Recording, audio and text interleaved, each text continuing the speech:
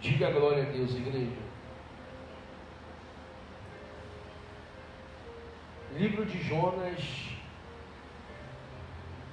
no capítulo de número 1. Diga glória a Deus. A vocação de Jonas, a sua fuga e o seu castigo. Todo mundo já achou? Alguém quer ajuda? Diz assim: veio a palavra do Senhor a Jonas, filho de Amatias, dizendo: dispõe-te e vai à grande cidade de Nínive e clama contra ela, porque a sua malícia subiu até mim. Olha para cá. Deus deu uma missão para Jonas. Qual foi a missão, bispo? A missão de ir pregar a palavra de Deus para aquele povo de Nínive. Nínive, gente, era um povo que estava vivendo uma vida totalmente errada diante de Deus. Estava em total desobediência diante do Senhor. Então, Deus deu essa missão para Jonas. Por que Deus deu essa missão para Jonas, bispo? Porque Deus viu em Jonas ali uma pessoa adequada para aquela missão. Tinha o perfil daquela missão. E pelo fato disso, Deus confiou a ele essa responsabilidade. Quando Deus confia algo em nossas mãos, o que Deus espera de mim e de você? Que venhamos dar conta de quê? Fala, igreja. Dar conta do recado.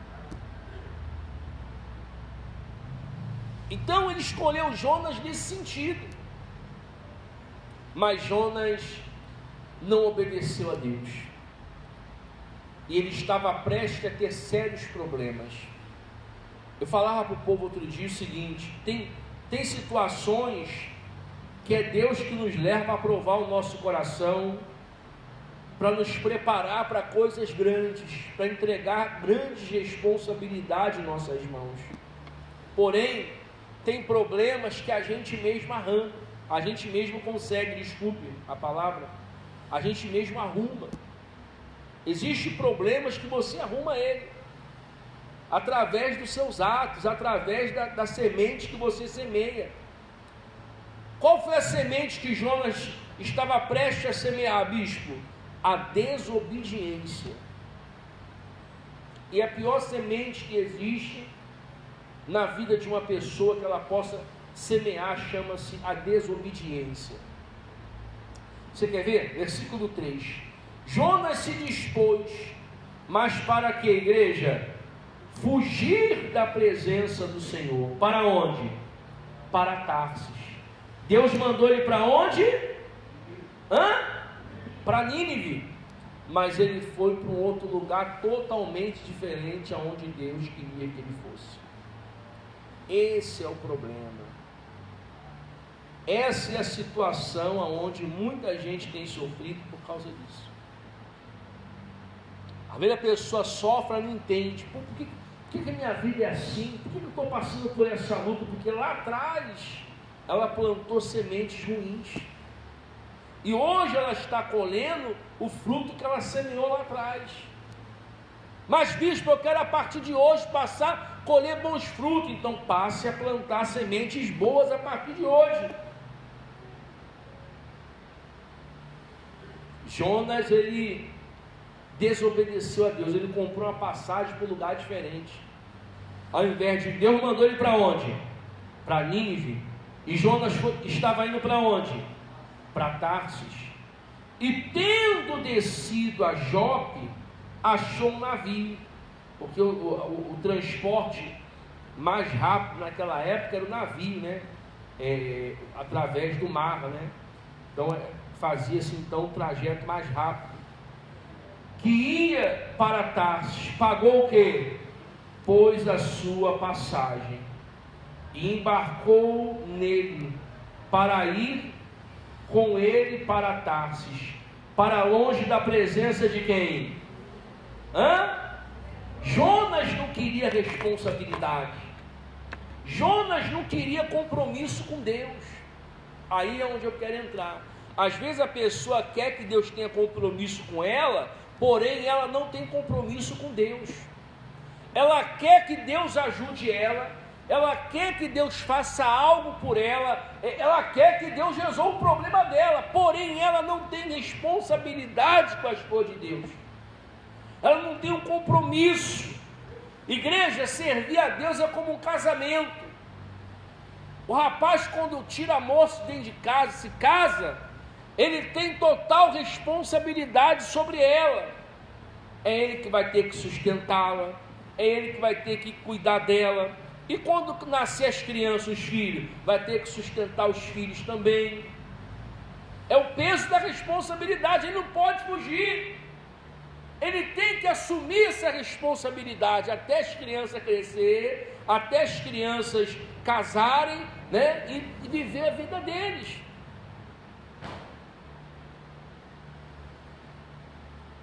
E o casal, o marido tem que ter responsabilidade com a mulher até os dois irem para a glória. É como diz no casamento, até que a morte os separe. Mas infelizmente a pessoa não tem responsabilidade com as coisas de Deus. Ela quer que Deus tenha responsabilidade com ela, mas ela não quer compromisso.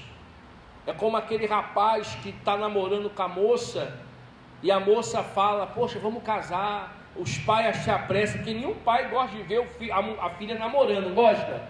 É ou não é verdade? Quer logo que a filha case, construa um matrimônio, quando é um rapaz bacana, um rapaz trabalhador, um rapaz assim, né? Aí o rapaz fica dando desculpa, não tem a casa ainda, eu vou comprar a casa, e anos estão se passando, comprou a casa, tem que comprar os móveis ainda, aí fica enrolando.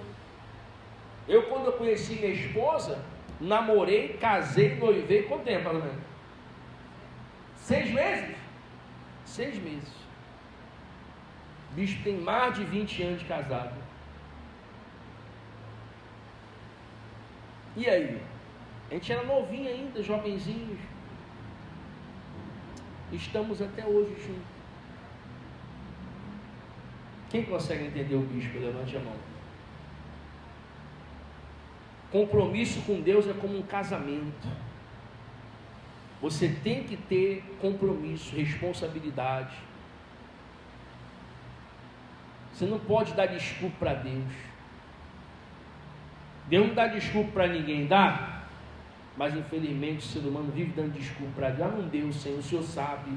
Geralmente essa história que a pessoa conta, sim ou não? Poxa, bispo, Deus sabe, não deu. Não deu. Será que você gostaria que Deus desse essa desculpa para você também? Que não deu? Mas Deus nunca vai dar desculpa para você. Porque Deus, o que Ele promete, Ele cumpre. Ele não é homem para que minta, e nem filho do homem o quê? Para que se arrependa. O que Ele promete, Ele o que, igreja? Ele cumpre. Então Jonas, ele queria servir a Deus, porém não queria ter o quê? Compromisso. E se existe alguns defeitos, não vou dizer qualidades, defeitos, que Deus se entristece no homem, chama irresponsabilidade. Quando eu me refiro ao homem, eu estou me referindo ao ser humano, tanto o homem quanto o quê? O ser humano, quanto o homem quanto a mulher. Então, às vezes, o homem, ele quer que Deus tenha responsabilidade, compromisso com ele, com ela. Porém, a pessoa não tem responsabilidade com as coisas de Deus. Deus fala assim, faz isso aqui, ela não faz. Deus fala assim, vai por esse caminho, e ela não vai. Vamos fazer isso aqui? Não posso, não dá, não tenho tempo. Aí você vê por que a tua vida não vai para frente. Sabe por que não vai para frente? Porque você, infelizmente, tem feito para Deus e tem esquecido Ele. Você não quer um compromisso com Deus. Você não quer um casamento com Deus. Você não quer um relacionamento. Você não quer uma coisa séria. Mas bispo, eu sou fiel, amém. Mas infelizmente nem todos são o quê? nem todos são fiéis. Se você é fiel, glória a Deus, vai em frente. Amém. É isso aí. Continua assim, que Deus vai ficar feliz com você. Mas, Bispo Júnior, realmente o que o senhor está falando é verdade.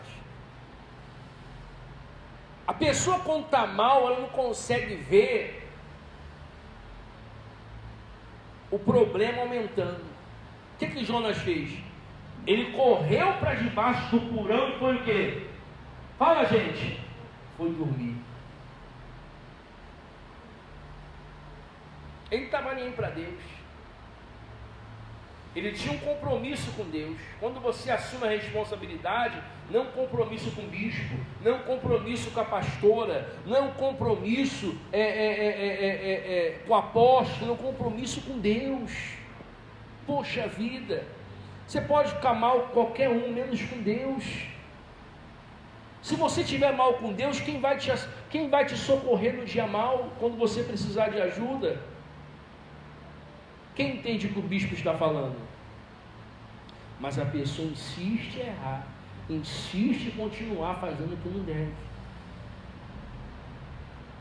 Quem consegue entender o bispo? Levante a mão.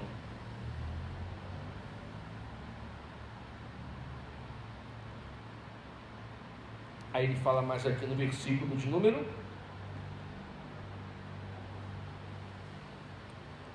versículo 4. Mas o Senhor lançou sobre o mal o quê?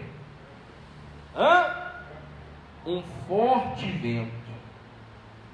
E fez-se o mal o quê? Uma grande tempestade. Que o navio estava a ponto de quê? Se despedaçar. E aí, a cobrança começou a chegar. Você plantou, você vai colher. O pecado é o seguinte, ele é como a gravidez. Né? A criança está no ventre da mulher, ele nasce da noite para o dia, leva quanto tempo? Espiritualmente falando, o pecado é assim, você fez ele hoje, mas lá na frente você vai colher o que você plantou. Na hora você não sente nada, na hora você vai ter uma sensação de bem-estar, você vai estar passando de boa, mas lá na frente, meu caro, você vai colher com força.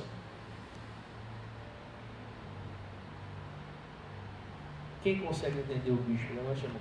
Tem problemas, igreja, que você pode evitar, que nós podemos evitar. É fácil servir a Deus, bispo? Não é não. Você vai ter que abrir mão das suas vontades.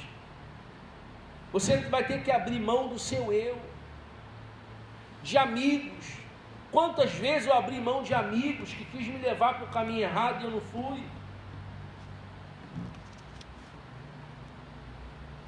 Eu sou a pessoa que eu estava falando aqui para vocês outro dia.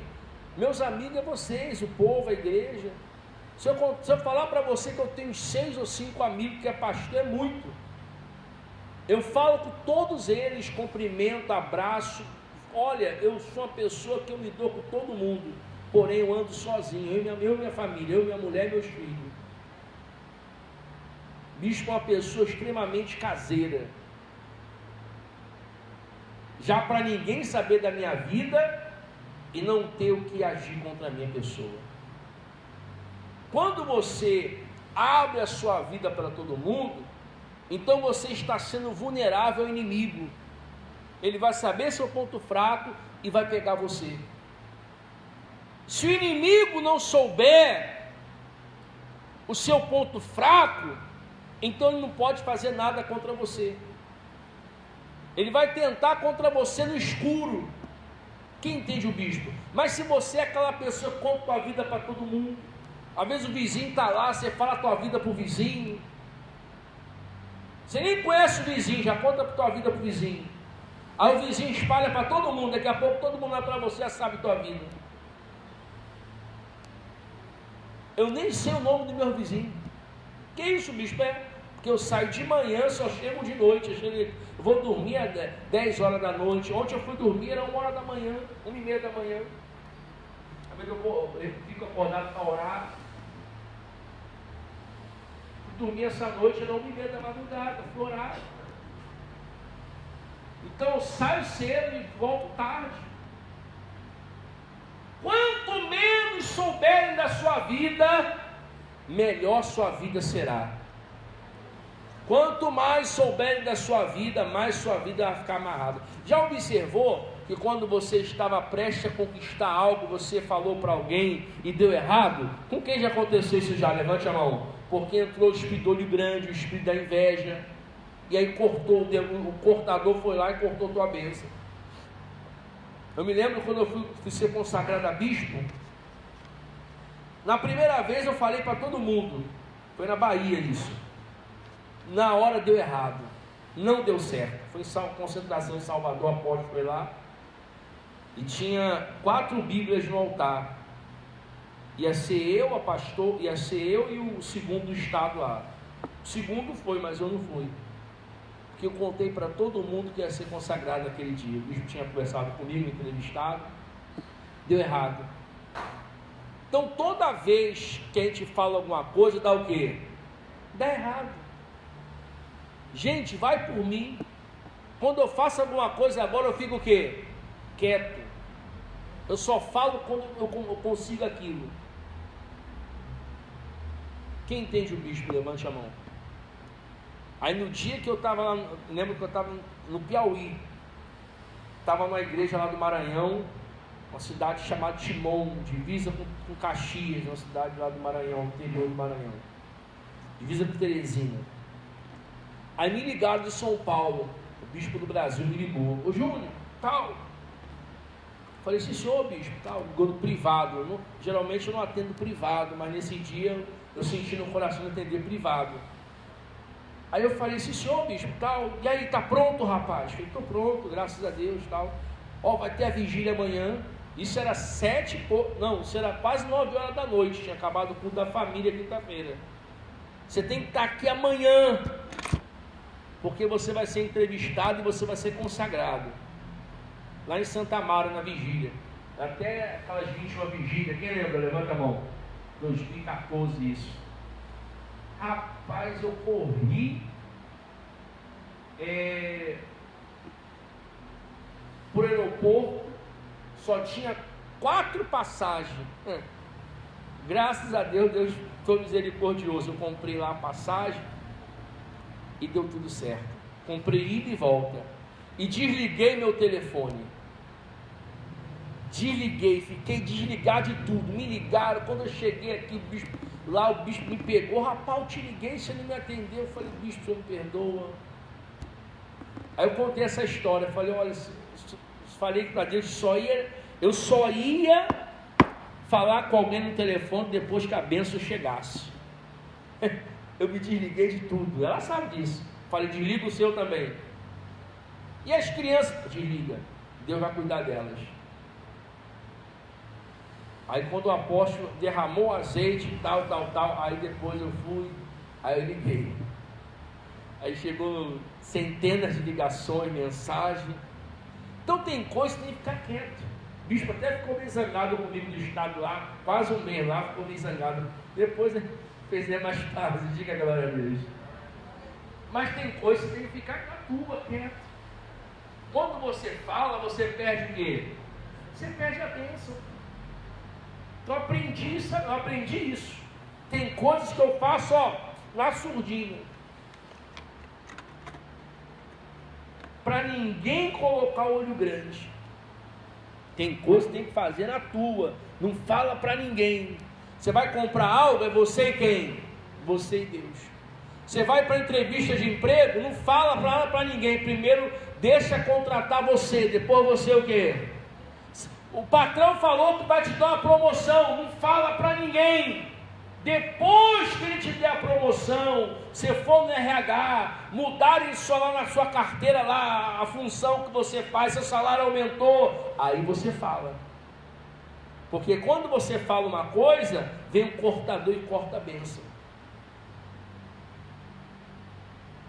Então, meu amigo, tudo que acontecer agora, eu vou ficar assim,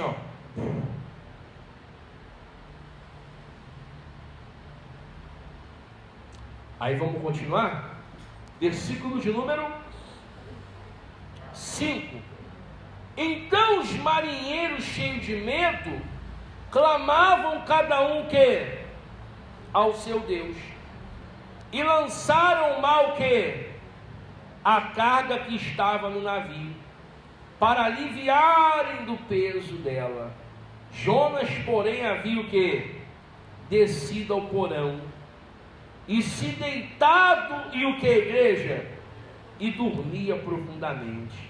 Olha só, o barco estava quase afundando, o navio estava quase naufragando, mas mesmo assim, Jonas estava dormindo. A pessoa, quando está mal, ela vê o circo pegando fogo, porém ela não desperta,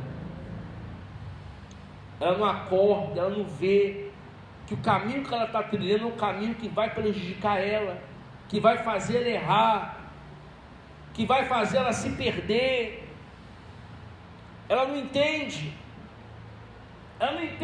isso. Quem consegue entender o bispo? Levante a mão. E os anos estão se passando, o tempo está se passando, a vida está se passando, e a pessoa está como Jonas, dormindo no porão. Deus deu missão para ela, mas ela não tem feito o que Deus mandou. Quem entende? No começo a pessoa evangelizava, no começo a pessoa vinha à igreja, no começo a pessoa tinha uma responsabilidade, um compromisso, mas o tempo foi fazendo a pessoa achar o quê? Que era alguma coisa. O tempo é o problema, rapaz. Tempo é o grande problema na vida do ser humano. A pessoa acha que é melhor do que os outros.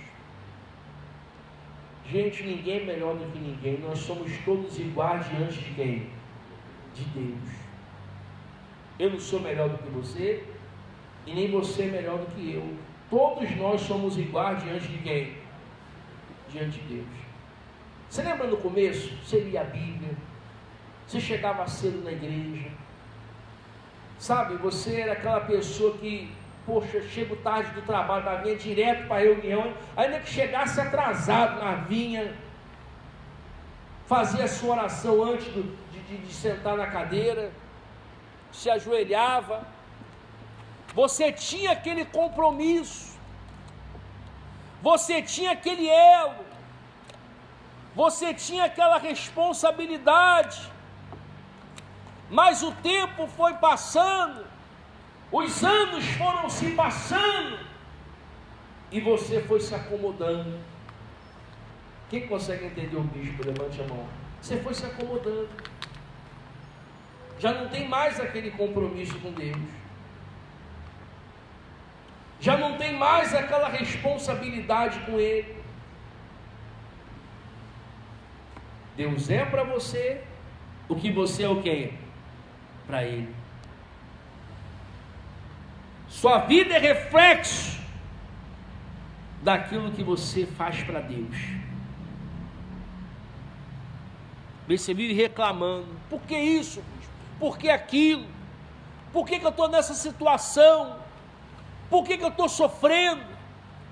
Porque o que você tem plantado não tem agradado o Espírito Santo. Porque o que você tem plantado não tem agradado a Deus. Quem consegue entender o bispo? Levante a mão. Aí ele fala aqui, no versículo 6. Chegando o mestre do navio, disse-lhe: o que passa contigo?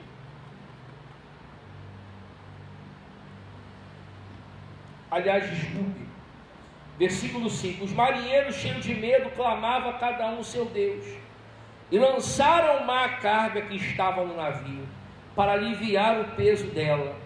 Jonas, porém, o que?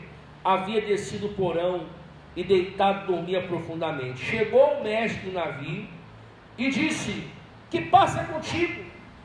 Agarrado no sono, levanta-te, e invoca o teu Deus. Talvez assim esse Deus se lembre de nós, para que não pereçamos. E diziam uns aos outros: vinde e lancemos a sorte. para que saibamos por que causa de que nos sobreveio este mal. E lançaram a sorte, e a sorte caiu sobre quem? Sobre Jonas. Então lhe disseram: declare-nos agora, por que causa nos sobreveio este mal? Que ocupação é a tua? E de onde vens? E de que terra és? E de que terra? E de que povo és tu? Ele, porém, respondeu: sou hebreu, e temo ao Senhor, Deus do céu, que fez o mar e a terra. Então os homens ficaram possuídos de grande temor, e lhe disseram: que é isto que fizeste? Pois sabiam os homens que ele fugia da presença de quem? Porque ele havia declarado.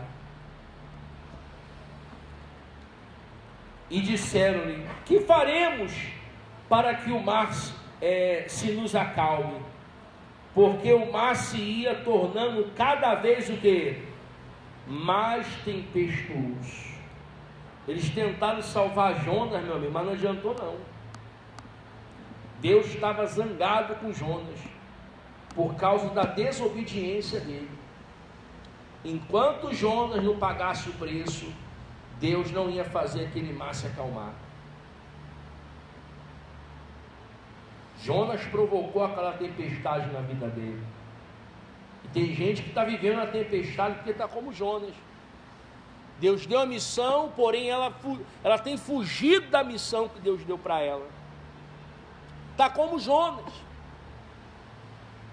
Deus mandou ele para Nínive, porém a pessoa está indo para Tarso. Deus fala: faz isso, ela faz outra.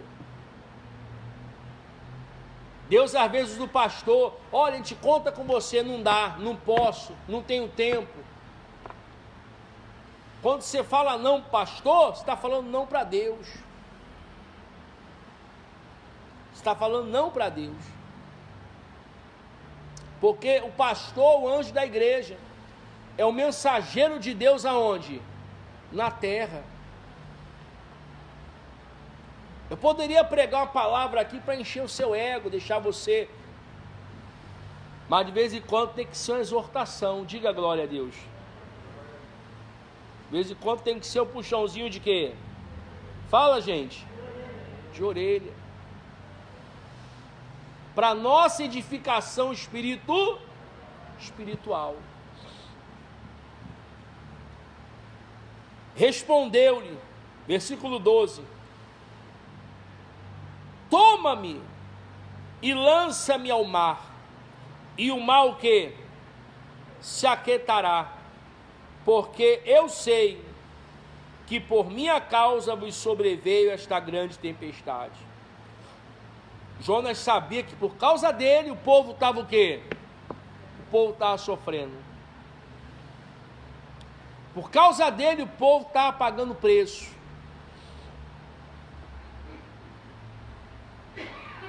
Versículo 13: entretanto, os homens remavam, esforçando-se por alcançar a terra, mas não podia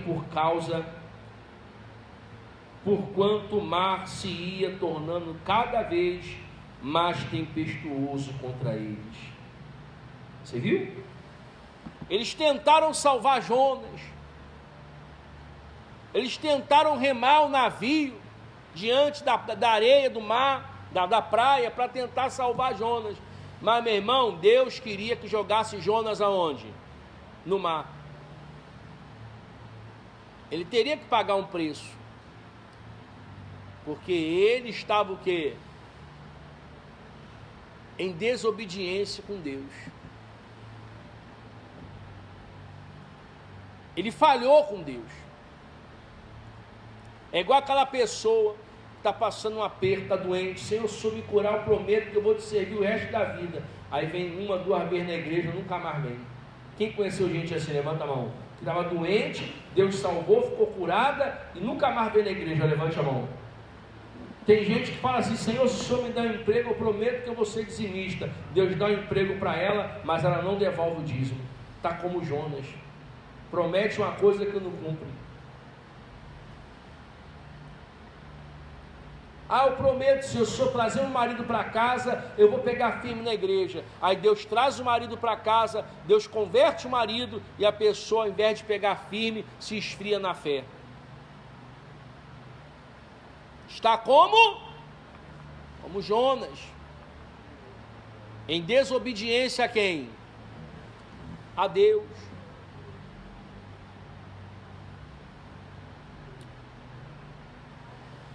Versículo 14. Então clamaram ao Senhor e disseram: Ah, Senhor. Esse é um lamento. Os marinheiros, o capitão se lamentaram. Ah, Senhor, rogamos-te que não pereçamos por causa desta vida, deste homem, e não nos faça cair sobre nós este sangue, quanto a nós inocentes, porque tu, Senhor, fizeste como te aprovo. E levantaram Jonas, e lançaram Jonas aonde? No mar. E o mar da sua fúria, e cessou o mar o quê? Da sua fúria. Você vê que o problema era quem? Fala, gente. O problema era Jonas. Você vê que enquanto Jonas estava no navio, a tempestade estava lá. Aqueles homens estavam colocando a vida deles em risco, poderiam morrer a qualquer momento. Jonas confessou, falou: olha, o problema é por causa de mim, vocês estão sofrendo porque eu errei. Me pega e me joga no mar que vai acabar o problema. A tempestade vai embora. E a Bíblia fala que imediatamente eles pegaram Jonas, clamaram a Deus e jogaram Jonas aonde? Dentro do mar. E o mar o quê? E o mar se acalmou. O problema era Jonas.